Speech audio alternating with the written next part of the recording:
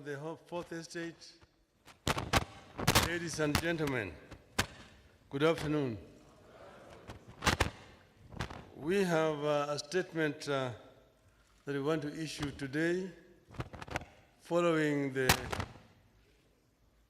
general elections that were held in our country on the 9th of this month. Today, I want to address my fellow Kenyans and the international community about the 2022 Kenyan elections and the role of the Independent Election and Boundaries Commission, the IEBC, the body mandated by the Constitution and the law to conduct and manage elections. On August 9th, 2022, millions of Kenyans turned out in large numbers in an attempt to choose their leaders at the national, county, and local levels after long and generally peaceful campaigns. But yesterday, August 15th, our budding democracy suffered a major setback. As a result, Kenya faces a grave legal and political crisis as a result of the actions of Mr. Wafula Chebukati, the chairperson of the IEBC. The Constitution and our laws are clear about how the IEBC should conduct its business. There is no more important role for the IEBC than the conduct, transmission, and tallying of the presidential election. We are painfully aware of the past political biases by the IEBC that plunged this country into its darkest chapter. The terrible memories of the aftermath of the 2007 elections are still fresh in our minds. In 2017, the Supreme Court of Kenya nullified the presidential election again because of the misconduct of the IEBC. What we saw yesterday was a travesty and a blatant disregard of the Constitution and the laws of Kenya by Mr. Chebukati and a minority of IEBC commissioners.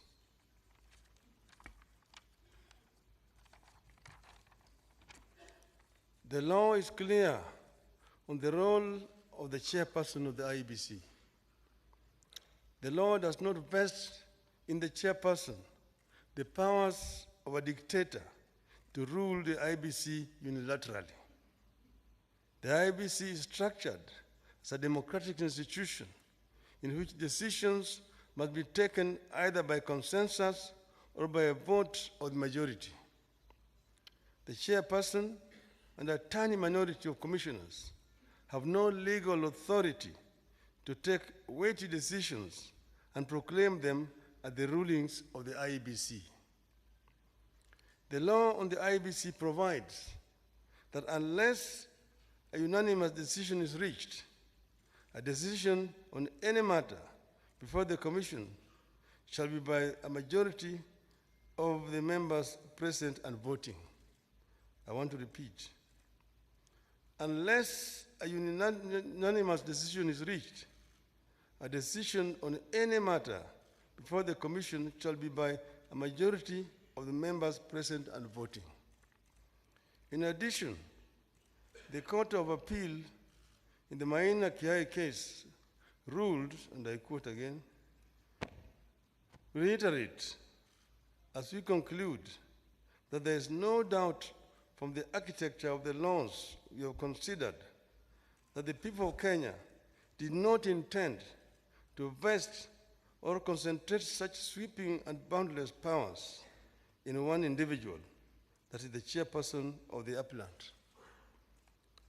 That is why I and Azimio La Umoja One Kenya and the nation at large were shocked yesterday to learn that Mr. Chebukati alone decided to pronounce himself on the supposed winner of the 2022 presidential elections.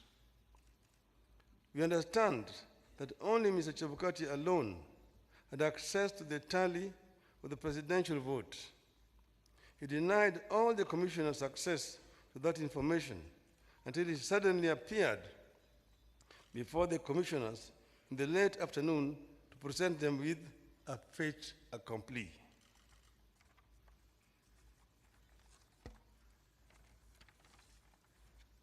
Barely 2 hours before his announcement, Mr. Chebukati called a meeting of the IEBC and revealed to them the different results he was going to announce.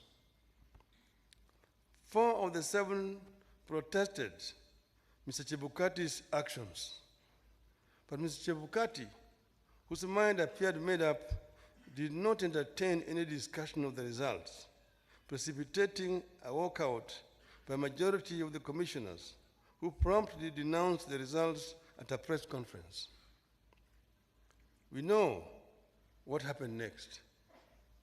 A majority of the commissioners walked out and held a press conference where they denounced the results. Our view in Azimio is clear. The figures announced by Mr. Chebukati are null and void.